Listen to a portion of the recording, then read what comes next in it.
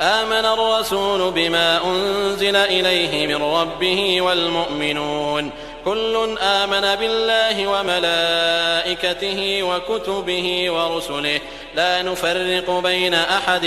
من رسله وقالوا سمعنا وأطعنا غفرانك ربنا وإليك المصير. لا يكلف الله نفسا إلا وسعها لها ما كسبت وعليها ما اكتسبت ربنا لا تؤاخذنا إن نسينا أو أخطأنا ربنا ولا تحمل علينا إصرا كما حملته على الذين من قبلنا ربنا ولا تحملنا ما لا طاقة لنا به واعف عنا واغفر لنا وارحمنا أنت مولانا فانصرنا على القوم الكافرين.